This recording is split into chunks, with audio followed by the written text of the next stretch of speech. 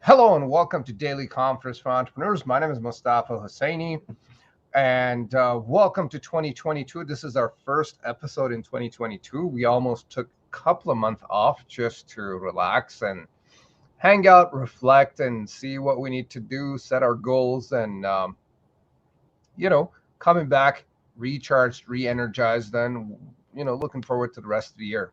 So, at Daily Conference for Entrepreneurs, we share tips, strategies, and actionable advice that you could use to boost your confidence when it comes to running your business on a daily basis.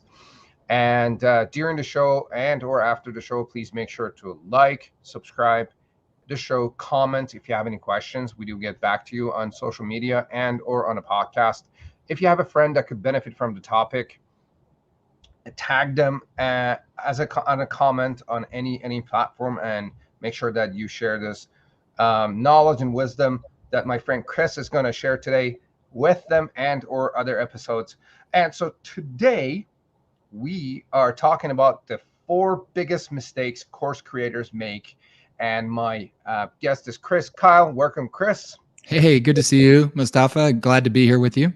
And thank you. Likewise, it's great to have you. So today we're talking about focusing on creating a transformative learning experience, how to truly know your course avatar and/or your ideal student, writing copy that speaks directly to your avatar, building partner relationships to launch your course, and much, much, much more. So Yes. let me do the proper introduction to my friend Chris, and we're going to dive into a very interesting conversation here. And stay tuned, don't leave. And if you have any questions, put them in the chat box, and we'll make sure we answer your questions. Anyway, Chris is a teacher, coach, and e-learning expert who has helped thousands of authors, teachers, speakers, and change agents launch successful online courses so they can impact more people while making a great living doing it.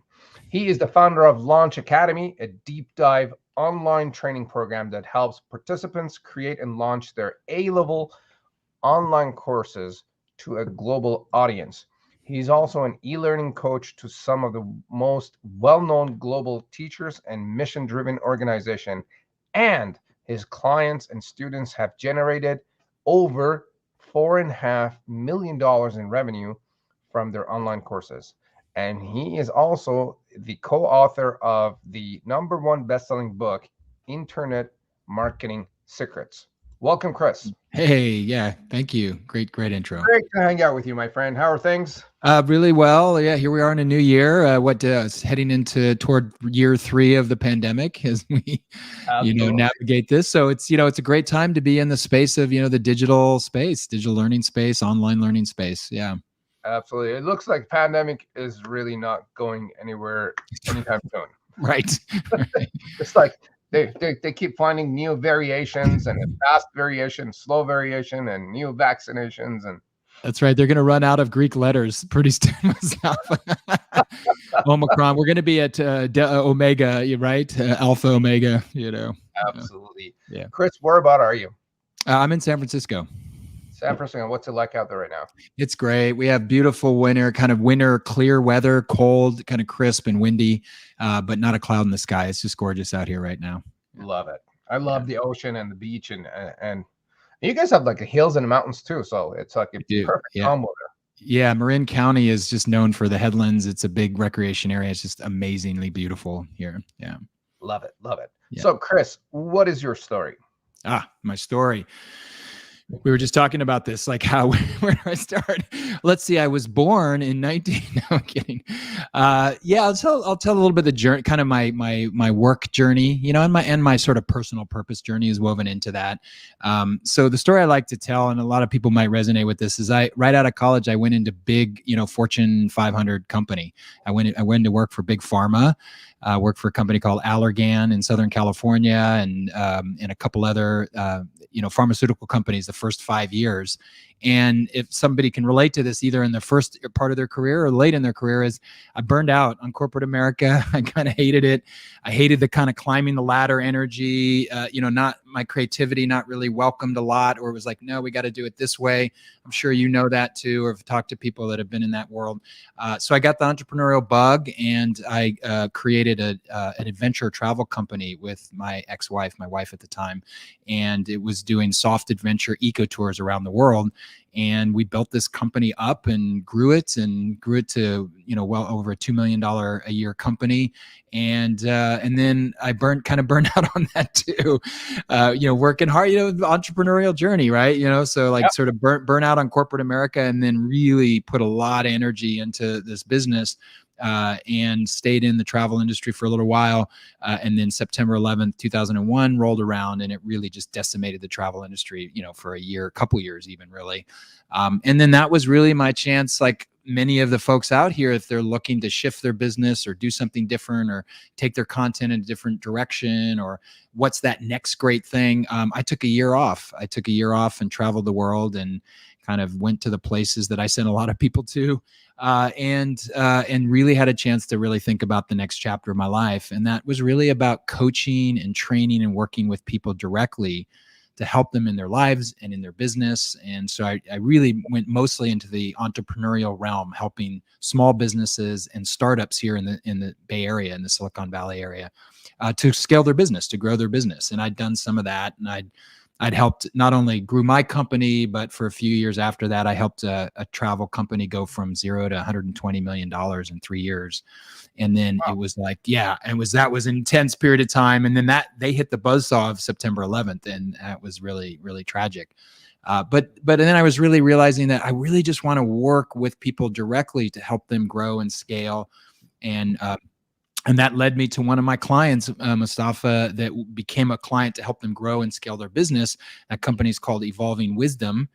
Claire Zammit and Craig Hamilton's company. They're kind of well-known teachers in their space. Claire created the Calling in the One program and Feminine Power, which has something like 300,000 women that have gone through their trainings, and I joined them full time as a chief marketing officer, chief development officer, and really helping them grow the company. And that was my first entry into the world of e-learning, of online courses, programs. And this is back in 2009 and 10, Mustafa. So for those out there, if you remember back that far, that was the time, Mustafa, of literally like teleseminars. We'd sit on the phone and you just listen, like, and there wasn't a lot of tech. There wasn't a lot going on. It was like a lot of things you had to create on your own. But Craig and Claire were really awesome teachers, and they were committed, and you'll hear more of this. They were really committed to the idea of that we want to create transformative learning experiences in an online setting. That was Claire's like rallying cry for the company and others. Nobody was talking like that then. Is how do we replicate what's in the training room, a real transformative workshop. How do we do that online? What are the ways to do that? How do you craft a course and the content? So I loved it. I left the company on good terms. And then I started my own company to help authors, teachers, experts, change agents, coaches, consultants to create and launch their courses. And I worked with some big names early on. And then eventually I created, about 6 years ago now, my flagship training program called Launch Academy, which took all the knowledge, all the stuff that I learned through my time at Evolving Wisdom and fine-tuning it on with my clients, and created a model, a really powerful course creation and launch model that I now teach to people all around the world. And I still coach and consult with folks as well. And that's really been the focus for the last few years. And the pandemic is really tough and challenging for some folks, and some of my dear friends, businesses just kind of wiped out.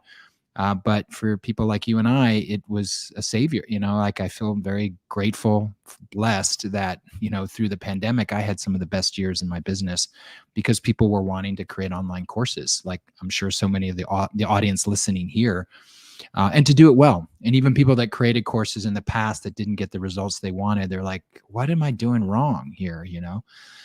So that's really been my passion. That my focus is really about kind of democratizing the course creation process, making, somebody that's new to the whole thing, that they're getting the best training as if it was Neil Donald Walsh or Gene Houston or somebody else launching their course to their audience of 300,000 people.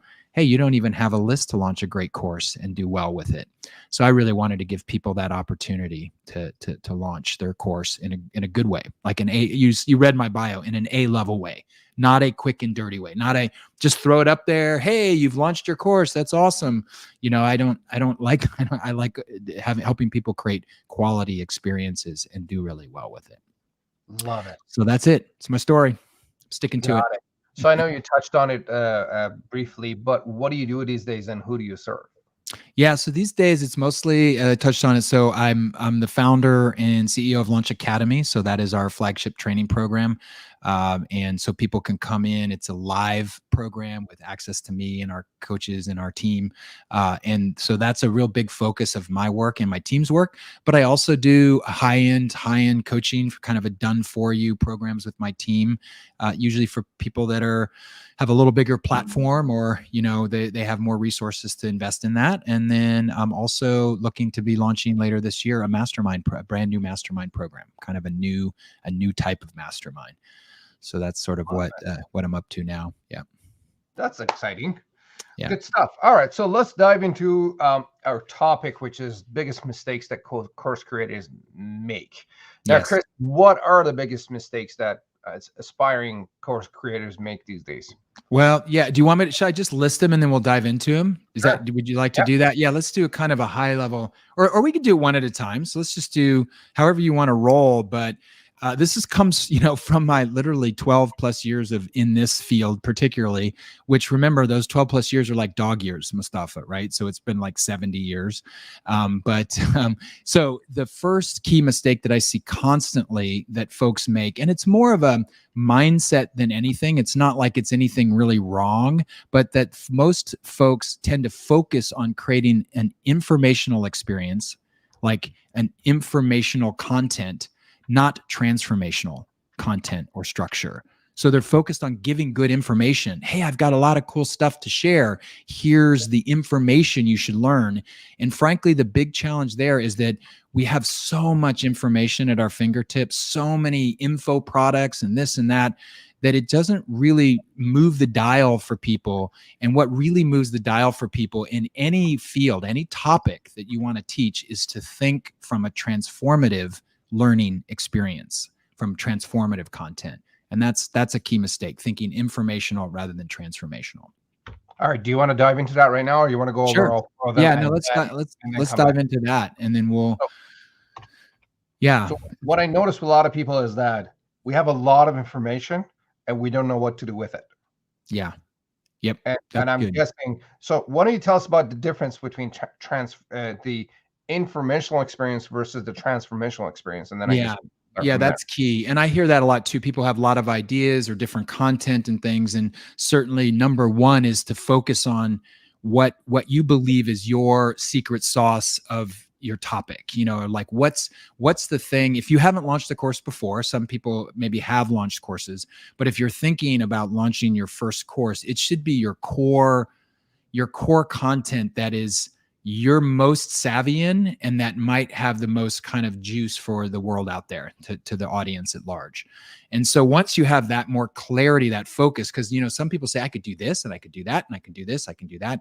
Really figure out what's the core that in a way could open the door to other things that you teach, right? So think about it as your 101 course, but it's your 101 course that is most unique to you, if possible, or that you have the most experience in.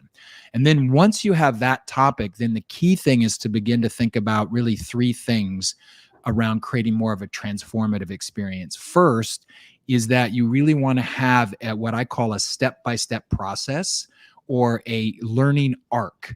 This is critical because information could just be thrown at you. If you're going to have a course that's going to be 5 modules long, or 6 modules, or 7 modules, it's very common to see a 7-week online course or a 7-module online course, for example.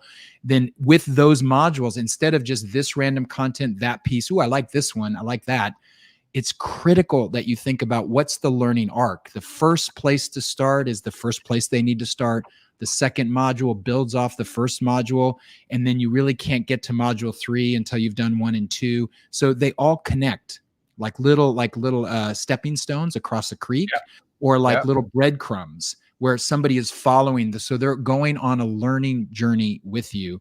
What the arc of that should show is that as they go on that journey, it's building and building so that by the end, something has shifted or transformed in their life that is possible if they all go through the course as A students, not F students, not D students, but A students. They're going to have some transformational experience.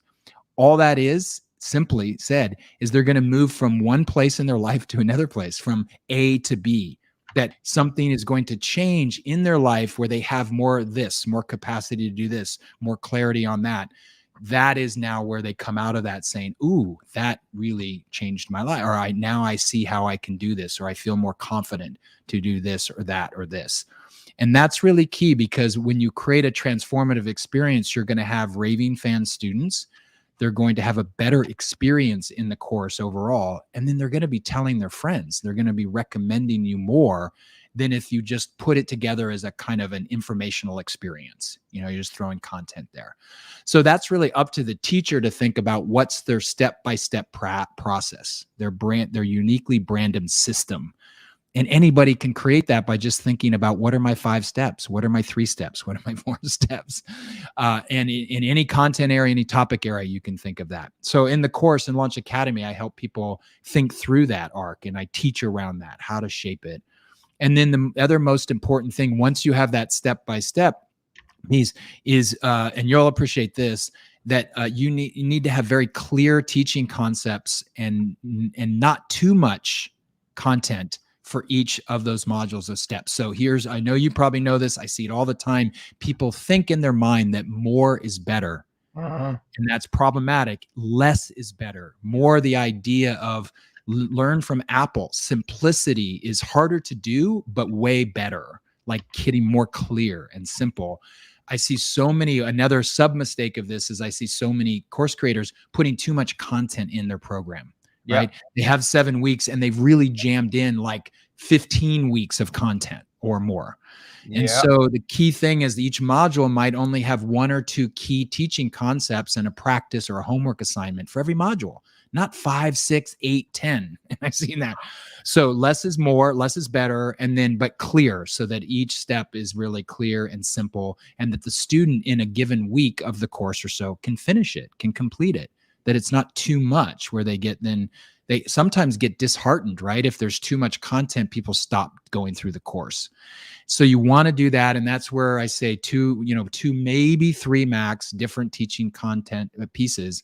And then that should lead to the next module. Like, oh, these 2 things you're going to learn will open up for this next and that next. And then the final piece that really makes the difference for a transformative experience. And this is sort of a challenge of having a course that's live, like a live cohort course, or having it kind of an evergreen pre-recorded. And we can talk about that in a moment, but that you really want to engage the students where they're actually sharing, that there's engagement happening and there are practices to engage them around. So I still see course creators teaching a lot of stuff and not having the student do something for each module of what you're teaching. And that do something is a homework assignment, a practice, an exercise, journaling, meditating, filling out a sheet or a form, calling 5 people to do avatar interviews. Whatever it is, you give them something to work with on the content so that they're embedding the learning through that exercise. And that's actually a definition of transformative learning model, is that you take the theory and you actively put it in practice as much as you can. Get people working with it. And I see a lot of people don't do that. They don't do it consistently, right? Every module should have some aspect of a homework assignment or a practice or an exercise. And then the engagement is that you're having the students share with each other, either in a discussion forum or a Facebook group or on the live Zoom calls of your course, that get them talking to each other and sharing out, how was that for you? And what did you learn? That is critical. And it's way better in an live online course to have people have that juicy experience of doing it with other people and really being heard and asking questions and all that. And not everybody, Mustafa, a lot of people are in this mindset. I want to create my online course. I just want to record all these videos and then just put it up on my website. And then people are just going to come flocking to my course and I'll be making money in my sleep. And frankly, that does not work until you get to be a big company with a big list where you can do that. It's just hard to do that. Yeah. So I do encourage people to create this more transformative as they start by doing live online courses, and then they can begin to get more creative with creating products and, pre-recorded stuff and all that. Absolutely. So I have a quick question here. What Yeah. happens, and I'm guilty of this, of putting too much information into my courses. What happens when you put too much information into the course? When you Yeah. too much? The biggest thing that happens in an online course, different than, let's say, an in-person workshop where you're watching everybody, do the work in the workshop, is that the too much content people tend to not be able to get to it or get through it in a reasonable amount of time.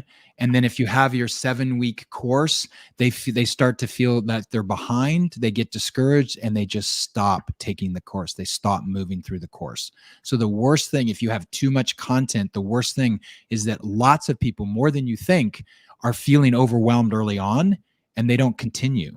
And so you have that challenge that we all know about, which is completion rates in online courses in general are pretty low. But if you add too much content, it'll be even lower than you expect or hope for. And like you said, the solution is to give them small pieces, like the breadcrumbs that you were saying, so that it's like a weekly or daily feeding of information that they have time to understand, digest, apply, and see the results of, versus here is a truckload of information. Good luck.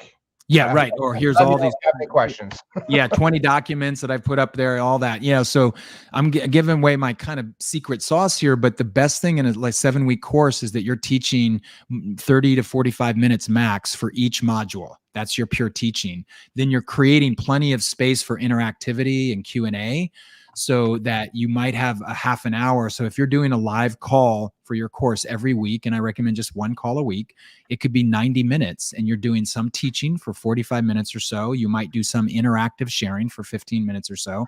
And then you're doing about 30 minutes of pure, what I call group coaching, right? So it's sort of like fishbowl coaching and Q&A, simple Q&A. Just people asking questions and all that. That's a very rich, that's pretty common. People get that. But then a lot of people tell me, why don't I do a second class and that same week and all? It's too much, and people have busy lives. This is not like I go away to a 2-day workshop where I'm captured in the room and I've got kids and crazy schedules and, all the stuff that I got to do. So you really have to make it accessible, bite size. And the challenge I see is some people tell me about their whole course structure. And what I typically see often, Mustafa, is there's actually 2 courses in what they think is one course. And so that's when you take half of that, say, just focus on this and expand it out to 7 weeks. Because a lot of people say, oh my God, that's only like 2 weeks or 3 weeks of content. And I look at it and go, no way. Again, you think that's right. It's not, it's too much. So take that idea, stretch it out into 6 or 7 weeks, and then you'll have more space for people to move through it. So you want to really make sure you're pacing your course well, taking them through those steps. And typically people in an introductory course are probably not going to put more than 2 to 3 hours a week into a program, Mustafa. That's going to be max. So you got to think of that. The exercise is going to take like an hour, or it might be, 10 meditating for 10 or 15 minutes every day. That's different. And so you don't think about the time, but you're asking people to do something to help shift things in their life. And it could be simple stuff or a single project that they do for that week or exercise. Love it. So gang, that is how you make the course transformational. Yep. Just and then people will go back and listen to this section probably 5 times and take notes.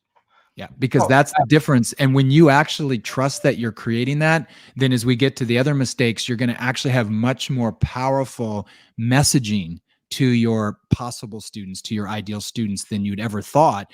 Versus if I'm thinking informational, hey, this course is great. You should take this course because it's awesome. And I'm a great teacher. And, your messaging is very watered down if you're not thinking about a transformational experience for your students, a transformative experience. So it's going to be both the content itself, and they're going to have a better experience, but we'll get into mistake number 2 about how you message and talk about your course.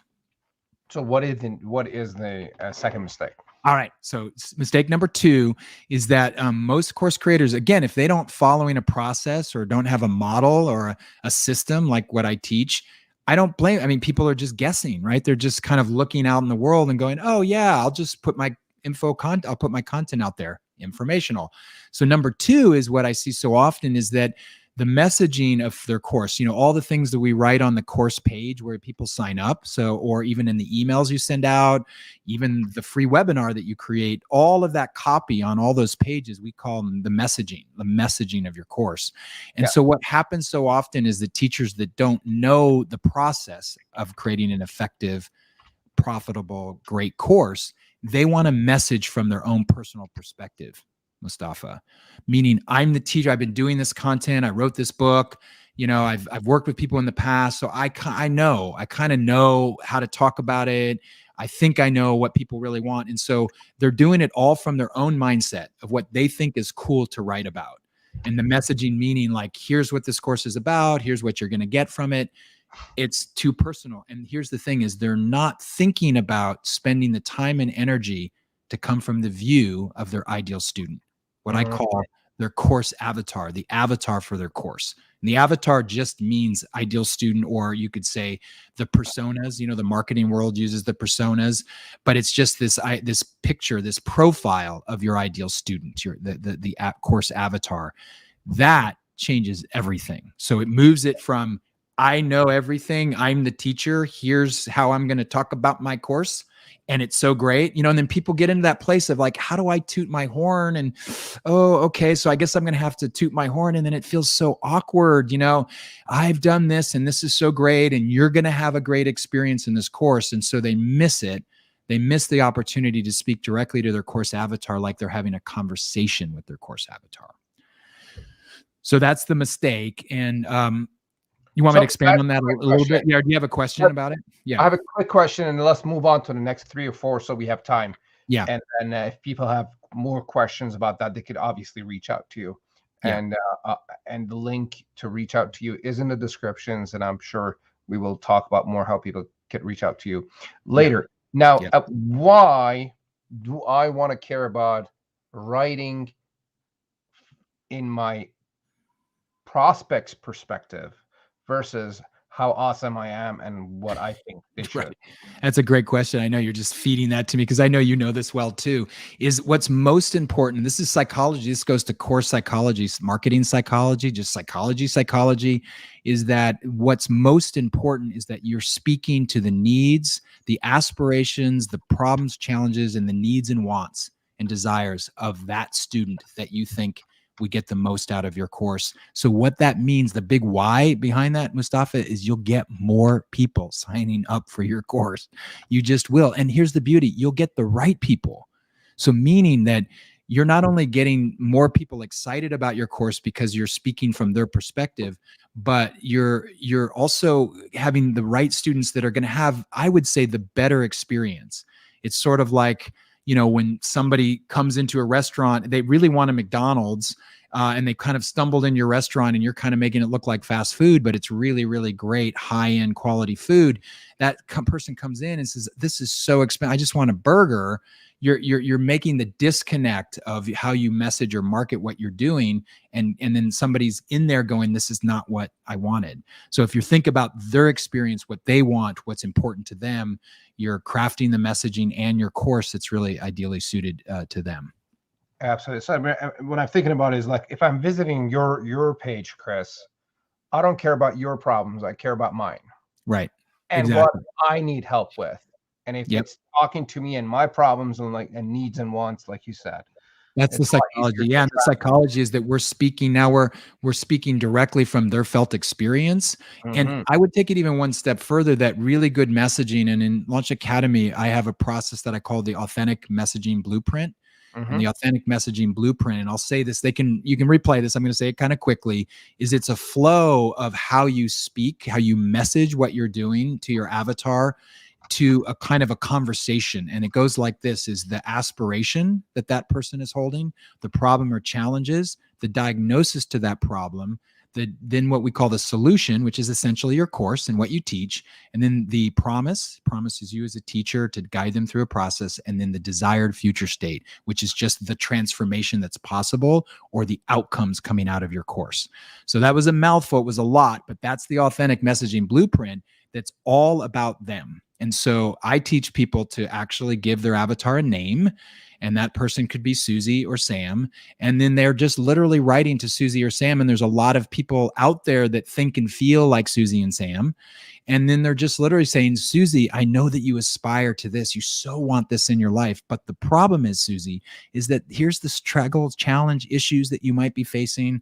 Why is that happening? Well, let me give you my expert opinion on why this is all happening for you and in your life. And then the solution is, hey, my program takes you through this process, and I'm going to be guiding you through it so that you can have this and this and this and this in your life, that you can create this and this and have that. And so that seems simple, but nobody does it unless they know it. They're still writing from their own personal perspective versus saying, I'm really investigating what makes Susie tick in all of these areas. And we call that the avatar investigation process of actually doing that, doing avatar interviews and things like that, that we teach in Launch Academy, which, you know, the marketing world does it, right? Mustafa, we just, as individual solopreneurs and teachers and authors and coaches and consultants, we don't necessarily think like that. It doesn't necessarily come to us to think about crafting it toward our audience. Absolutely. Yeah. Absolutely. Yeah. Very, very important. So messaging of the course and coming from the customer's perspective versus my perspective. Exactly. That was the second mistake. And what's the third one? Third mistake is it's a little bit of it's kind of taking off too, because it's so important, is not spending the critical time on understanding the avatar and the course messaging. And then the way I would say the mistake usually goes toward is spending way too much time and mental energy on the technology and even the course content itself, which is important, but in a way not as important as really understanding your avatar and how do you talk about it. Because I trust your content, you're going to figure out how to shape that. So people sweat over, oh my God, what platform should I use? And it's like somehow the whole thing about an online course, this is the tech myth. I call it the myth of the tech platform, is that if I just have the right tech platform and I'll do all this research, somehow people will magically show up to my course. And folks, the tech platform is just what it is. It's just the platform to support what you're doing, meaning to host your course or to send out emails. It is not what makes the difference between signing up, 100 people for your course or only getting 10 people for your course. That's the messaging and how you shape your content into transformative experience. So the critical thing is spending very little time on the messaging and understanding the avatar and way too much time in places that don't matter or don't matter as much. I mean, they're important still, but they don't matter as much. Love it. So just a quick tip. If I want to understand more about my avatar, what do I need to do? Yeah. So this What's is an action step? Yeah. So the exploration process I teach in Launch Academy is twofold. One is that you do probably know people, like if you've been coaching people around this or written a book or talked to folks about your topic, you probably have some sense of who might get the most out of it. So I encourage people to do an avatar exploration process, like being a researcher, a social scientist, anthropologist. You dig into what makes Susie tick. So we look at 6 categories. We look at the demographics of Susie, which is important, but not that important. It's only one of 6 categories. The psychographics, which just means mentally what's Susie worried about, stressing on. And then 4 key emotional areas or kind of psycho-emotional areas, which are the fears and frustrations that Susie has, and then aspirations, and then wants. And aspirations are more like the being states. I want to be more courageous. I want to feel more purposeful. Versus having is I want an online course. I want a relationship that works. I want, it's the havingness thing. So when you look at those 6 categories, you do your own thinking around that. And you can also do part 2 of this is you can start looking around in your own network, your own community, even current clients that you may have, and interview them from the perspective of you've got this course idea, and now I want to understand in my topic area, what are they afraid? What are their fears? What are their frustrations? What are their aspirations? around your topic. It can't be anything in their life. It has to be around your teaching topic, whether it's teaching them around shamanism or how to launch an online course or build your business. You've got to be thinking about that. What are your fears around growing your business? What are your fears around launching an online course potentially? And so that's, and then other people have the personal development arena is very strong for this because people are going to be bound up. They're not happy. They're not feeling joy in their life. They're stuck, so these are things that you want to understand what's making Susie tick. And that goes all into the messaging work. Love it. So far we've got three of them. First one was information versus transformation. Second was messaging of the course and make sure that we're writing and communicating through their perspective. Yeah, not their personal teacher perspective. Yep. Mm-hmm. Exactly. And third one was not spending time to understand the avatar and who they are, where they come from, what the problems and the worries are. Yep. And what's the fourth one? Okay. So the fourth and final one, pretty clear and it's pretty obvious to you and maybe to a lot of people here is that they don't, potential and aspiring course creators don't have a clear strategy for marketing their course before they get rolling. So what happens here is that you can be thinking about a marketing strategy well before you're launching your course. And most people, the mistake they make is, I've got an idea. I want to teach this course. They go immediately into sort of content creation, then thinking about the tech platform. And that's it. As long as I have my content and a tech platform, I'm ready to roll. And they haven't talked about messaging. They haven't talked about their avatar. They haven't thought about the marketing.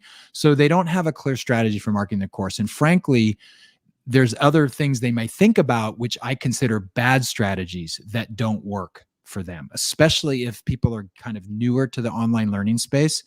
Mustafa, this is where it gets really challenging because everybody will look out there and go, well, I need to do social media. I got to build my Facebook page. I'm going to pay for Facebook ads or LinkedIn ads or Instagram ads. And all of those I call literally, and I'll put them in parentheses, those are bad strategies for most people. Those are all strategies when you're significantly on your way to having a digital business and already have products and you already have money to spend on a whole budget, marketing budget. But early on, there are some very specific strategies that work and that are essentially no cost. So, Chris, what is your definition of strategy and what does it look like? Yeah, I have a strategy with you. What do I have? Yeah, marketing strategy. So this is like a strategy for marketing the course. So this is like filling the course up. So the strategy is a marketing oriented strategy. Simply, how do I get more people seeing what I'm doing and how do I convert those people? So you'll recognize this. I know you know it, but for people out there that don't know it, in the online space, the online marketing space, online products, online courses, when we're marketing, we're thinking of only two things, folks. We're thinking of what we call traffic and conversion. Traffic and conversion. So from a marketing strategy standpoint, we're always only thinking of those two things. Traffic just simply means more eyeballs on something that you're doing or offering where people go, ooh, I like that, or I want to sign up for that, or I get this free thing or do a free webinar. And we call that in the world of marketing is this is the freemium model that's dominating the marketing world is we offer these free things that you can get that then help move you to the next step with that person, hopefully toward a paid thing. So when I say a strategy, it's like, what are you doing to drive traffic to your free thing? And what I teach simply in Launch Academy, which is so powerful, is a webinar marketing model where you create a free, awesome webinar, and then you talk about your course at the end of the webinar and people sign up. There's lots of other models and marketing funnel models and all that, and you can get better at that over time if you want to do that. But in the kind of early stages, this is still the most powerful, effective way, having a free webinar that you offer. And then you've got to get eyeballs on that free webinar. So the marketing strategy that I recommend for people and that I teach in Launch Academy, and it's really the first and primary one that you'll build off of for other strategies as you get more sophisticated. And you and I know this because we're in this realm, is it's about building what we call joint venture partners or marketing partnerships where people are supporting each other.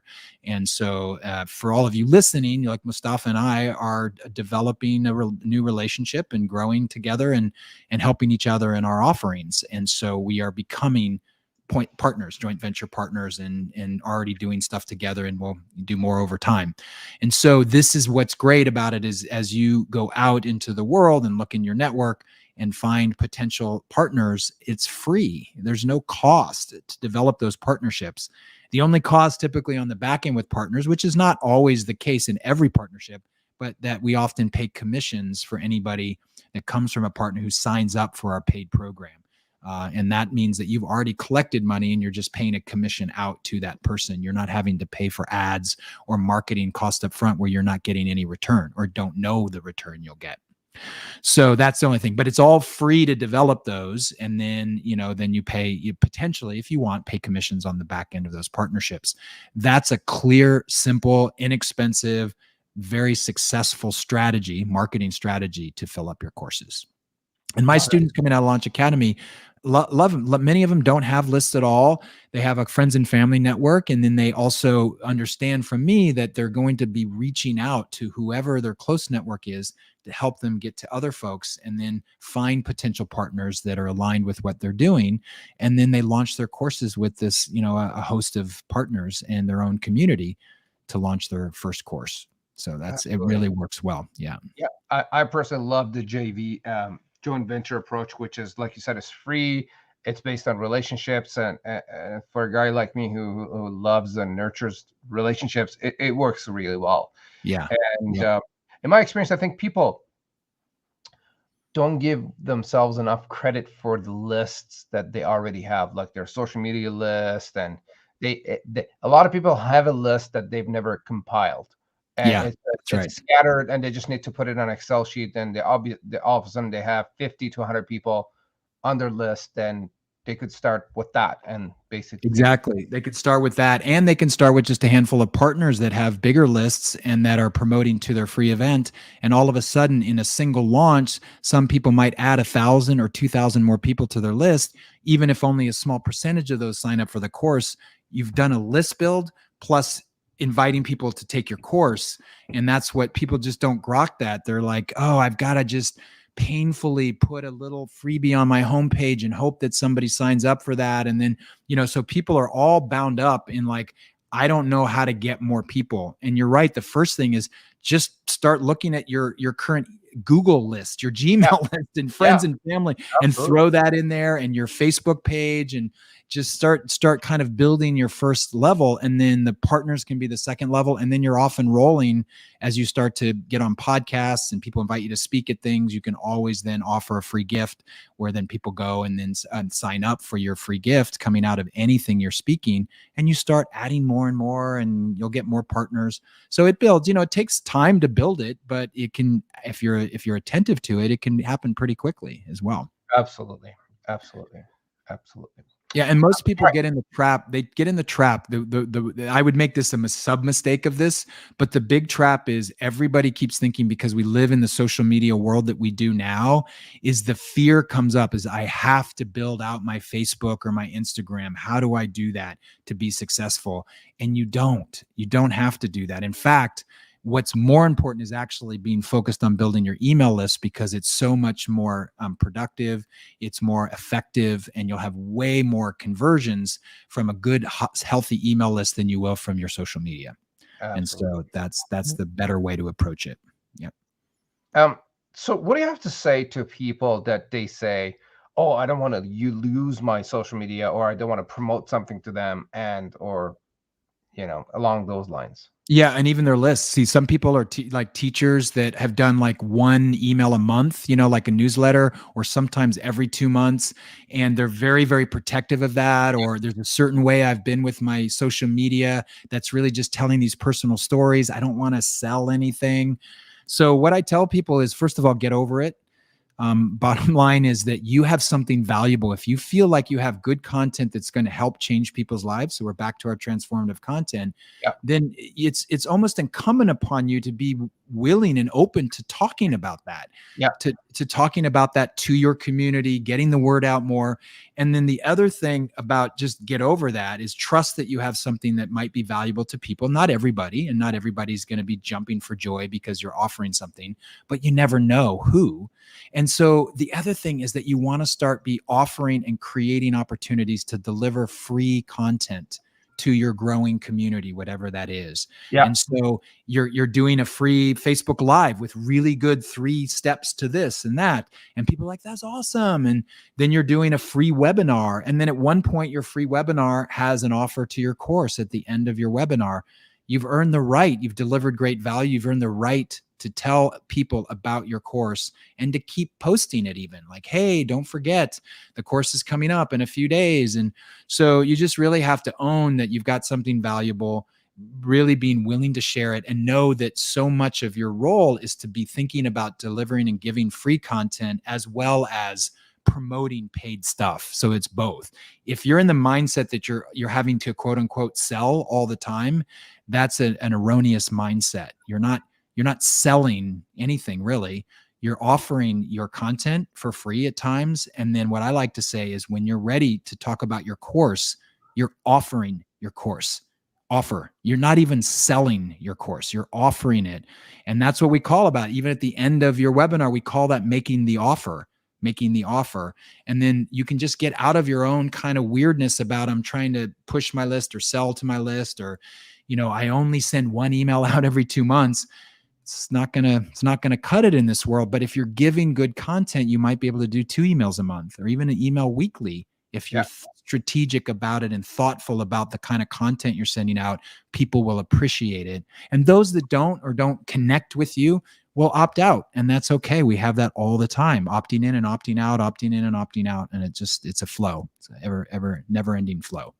Absolutely. To me, I mean, as long as I'm making a valuable offer, and if it's something that people need and it's fixing an existing issue or worry, I would prefer putting an offer out that it helps people with their problems versus them are putting a useless picture or a video that doesn't do anything for them. Yeah, that's right. That's very good. Yeah. And a lot of people, if they don't have the content, that's the whole point of creating a course. Is now, if you're committed to creating a good, valuable course, you can feel proud of it, Mustafa. Yeah. That's what I'm hearing you say. And you can feel confident to say, this is really good, and I want to talk about it, rather than sheepishly, like you said, put out some quote and a photo over the quote. And somebody's like, okay, another quote from Lao Tzu or whatever, like, okay, another Rumi quote, right? I love Rumi, but how we just keep cycling these things. So we think that's all cute and great, but in some levels, you're right. You're not willing to go deeper with your audience to say, there's this thing that you can go much deeper with me on this. And that's, I think, value that sometimes people think about is it's selling something. And so they get nervous about that versus giving real value and offering something that can change people's lives. Love it. So speaking of, putting stuff on our social media that people would like and love. We talked about going over writing copy that speaks directly to your avatar. Yeah. Can you give us some tips on how you can approach that? So if I'm putting something on my social media, people are like, yeah, I'm going to stop looking at cat pictures and videos. I'm going to pay attention to what, say, Chris is putting on his Facebook. Yeah. And there's similarities between doing emails in this way or social media, but there are some differences. Obviously, social media tends to be a little bit shorter and pithy, or a short video that you're going to put up about something.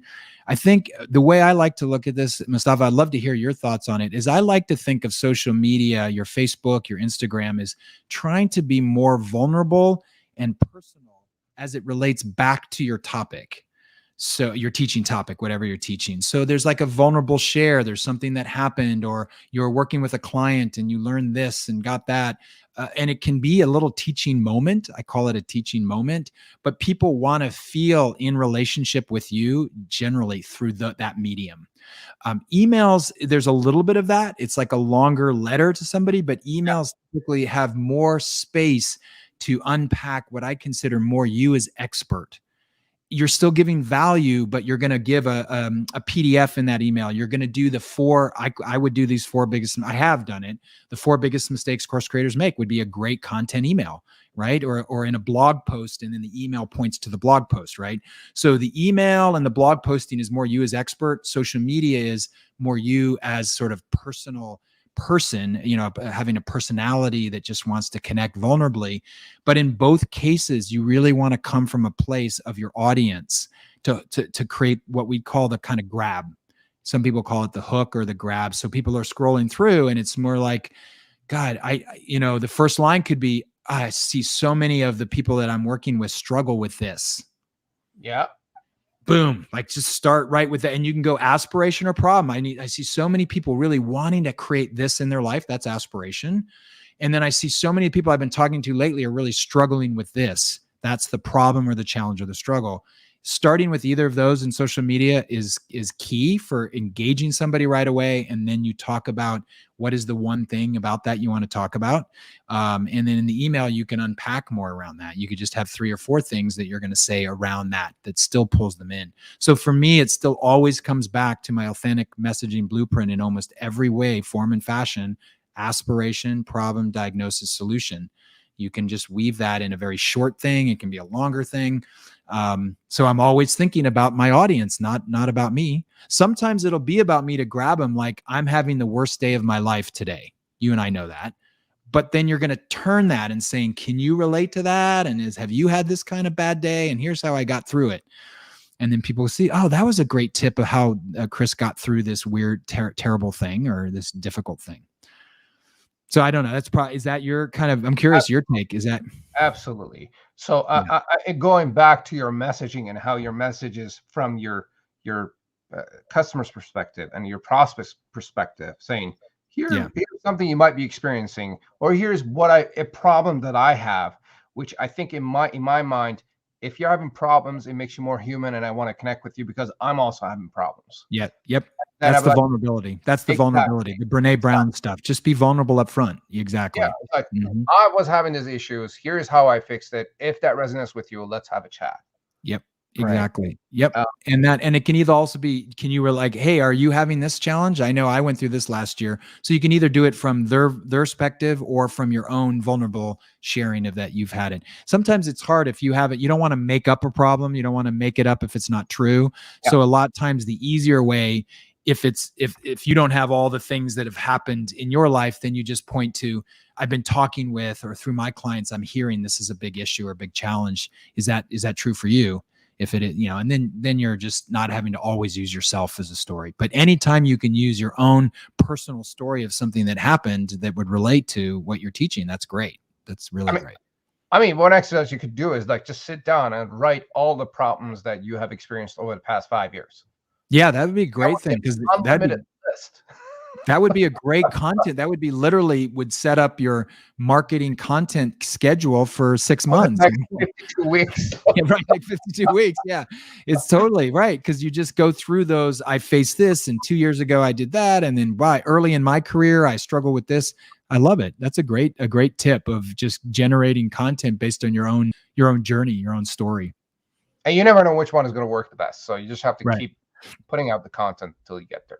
So, Chris, you are graciously sharing a gift with our audience. Could you tell us about your ebook and what it is? Yeah. So I've got a free gift for you all, kind of modeling what I teach. And that gift is the 5 things you need to know about creating a successful online course. So it's kind of my best information, the pithy, 5 things you need to know. Some of that you'll notice it goes a little deeper, but some of it's what I've talked about here today and shared with, Mustafa and with all of you.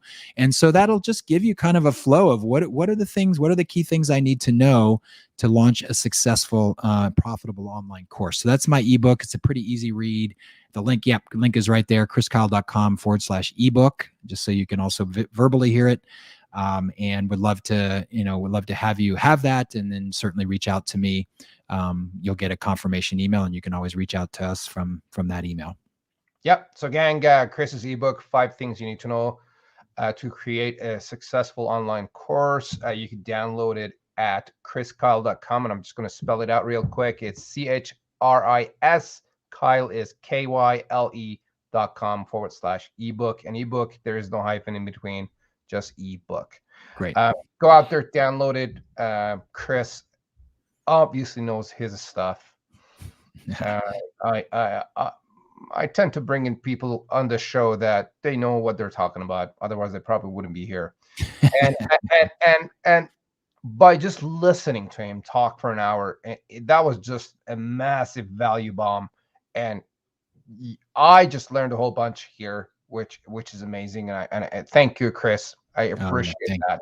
So yeah, can I thank ask you a you. few quite personal questions? Sure. Now that we're done going over 4 mistakes that people make when it comes to launching their course, Mm-hmm. Chris, what is a new thing that you have tried recently? A new thing I've tried recently in anything in my life or Any like, personal business, you name it. Something. wow. Well, the new thing that I've tried is and I'm going to need to do this. You know this about me is that I'm starting to surf. So I live here in California, but I've never really surfed because my wife and I are moving to Costa Rica full time, and we have an online business, and we can be mobile anywhere in the world, and we're ready to create a great life in this awesome little town in Costa Rica. So I'm going to have to learn how to surf, dude, because that's the when it's hot and sticky out, you want to be in the water, and all the cool people are out in the water. And so I don't have any, I don't have any aspirations of being some great surfer, but I want to learn how to surf. So that's kind of the new thing on my plate and in my radar. Love it. Yeah. What are the top 2 or 3 books that have made a massive difference in your life, or the top 2 or 3 books that you usually recommend people to read? Oh yeah. Great. I knew you were going to ask me this, and there was. Hang on, I'm just grabbing these books that I have always by my side here. Oh yeah, so here's one that I highly recommend people read is the Starfish and the Spider. Have you heard about this one? Starfish and the Spider, Rory Brothman. Yep. Nope. It's a great book on the unstoppable power of leaderless organizations. And it's a great read, not only for, people that are in the business world, but even for entrepreneurs that are starting to grow their business and their teams. That's a great book.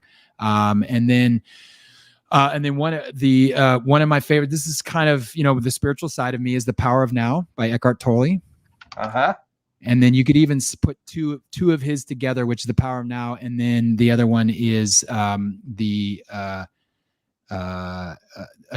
Earth. A New Earth. That was his second book. So The Power of Now is first book, and then A New Earth. And it's just great. It's just great lessons for life and living, and for being more present, and for building your spiritual practice, if you will. And then I'm going to say this, and this is kind of specific to me. And I've been loving this book, to my passion for nature and spending a lot of time in nature. And it's a book called Rewilding. Oops. Rewilding. Yep. Rewilding by Mika Mortali. And it's all about just really helping us to reconnect with the natural world, that in our digital culture, more and more, we're more and more disconnected. We're more and more online, and we forget the juice and the power and the beauty and the supportive quality of just spending more time in nature, and really spending more quality, conscious time in nature, not just to walk around the block, but to really do that. And I really believe that in our increasing technological world, and all the what the pandemic has brought is hours and hours in front of Zoom. I feel it's so critical that we also balance that by spending more time outside and in nature, and getting juiced up for that. So those are some of my books. I have so many others, but that's good enough for now. Love it. What's one advice that made a massive change in your life or business? Yeah. One piece of advice. Yeah, I think I did a lot of work with at Evolving Wisdom. I work with Neil Donald Walsh. He's famous for Conversations with God series, written, had sold 35 million books over the last 20 years. So Neil Donald, and that's a great book, Conversations with God. There's 3 books in that, 1, 2, and 3. And Neil, I was asking a lot in the early, these are, this is like 10 years ago or so.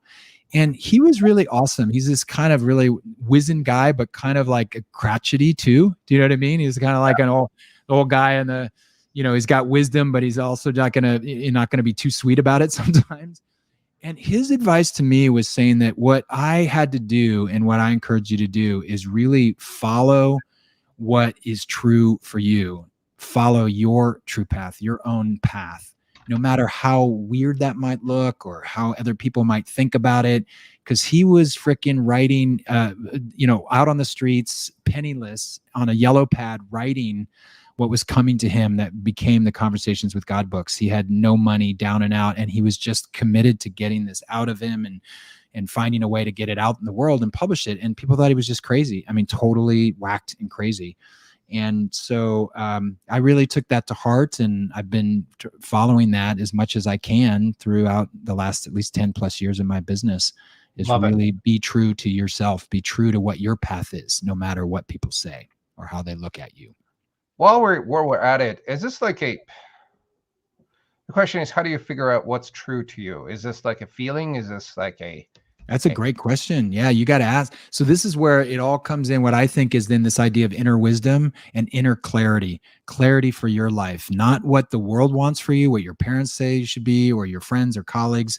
It's got to be unhooked from all that outward stuff to spending the time checking in with yourself, spending time with yourself, asking the hard questions of yourself. What really moves me? What's important to me? How do I want to give my gifts? What are my gifts? What brings me alive when I'm doing it? How do I want to, what kind of lifestyle do I want to create for myself? How do I want to live? You know, and so some of that is going against the conventional wisdom of the day. It might not look like it's something that's going to make you a lot of money. It may be scary to take on, or it's you're not being the good performer or the good husband or the good father or the good wife or partner or whatever. So it's really about an inward journey to really get clarity on what is your path. And early on, you know, my first teachings in the online world were all around purpose, Mustafa. So I had my Power Purpose Global Summit, my Man on Purpose course. And so I taught a lot about helping people really to delve deeply into that inner landscape to really, what is it here that I'm here to bring, and what's most important to me, that kind of purpose and meaning journey. And that only you can tell yourself that, right? And so we tell ourselves so many stories of why we can't do that stuff, that thing that we really want and love. And that's like, I'm getting a lot of flack from like family a little bit, all the stuff about moving to Costa Rica, you know, that don't understand that. It seems like, why are you leaving the country and do this, you know, this other Central American country? And so we have to just keep following what's true for us in those things where we get a lot of other stuff. Yeah. You just shared like probably 7 or 8 questions. That would be like a really good start. Gang, it was around the 1 hour mark. If you want to go back and list those questions and start answering to understand and get a better feel for who you are, what you want, and what is like the future that you, or the present that you want to build for yourself. Yeah, that's great. Chris, if you had a Facebook ad or a Google ad that everyone on the internet could see, what would be your message for people of Earth? The message for people of Earth. Oh my God. This is one that you didn't mention to me. This is great. That's good. Let me check in.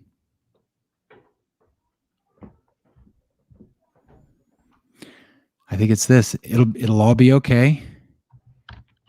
Don't push so hard. Trust yourself and care for each other. Care for each other. It'll all be okay. Don't push yourself. Don't push too hard. Trust yourself and care for each other. Yeah. Love it. Love it. Now, here's my last question. What advice would you give your 20-year-old self? 20-year-old self. Oh my God.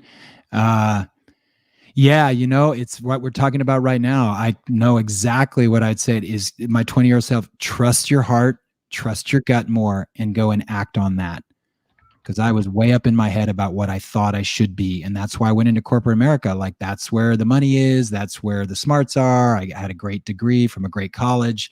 I should go to work for a company like this. And you know what I wanted to do, Mustafa, at the time? And I'd actually been doing some work in college around this, is I really wanted to go to film school. I really wanted to do, create films. I wanted to be both kind of actor, director, or director, writer, something like that. And I was so close to quitting this corporate gig I had and then going there into film school, but I wound up doing, the travel business instead, which was still great. But I feel like that's a sliding door for me, that if I really listened deeply, I think I would have had more fun and more creativity coming out of me in the process, in going out and making films. So Love it, love it. And that's a common thing that I hear from a lot of my guests when it comes to these questions. That is trusting your gut, trusting your feelings, and just acting on it. yeah, Which it's I don't know if it's fortunate or unfortunate that people later in life come to that conclusion that, you know what, I'm going to do what I want to do, yeah, and they're a lot happier, and a lot of it's misery true. go out the door, and it just Yeah, it's amazing how it's a life journey. I mean, sometimes it just takes that through a life developmental cycle for human beings. But I do see some younger people that know they want to be artists or they're passionate about this or that. And it's great that they have the kind of resilience and the wherewithal to say, I'm going to do it at 29, at 19, 20, 21, 22. But so many also just fall into the trap of the job and the money and the work their way up. And then we have to unwind that over time.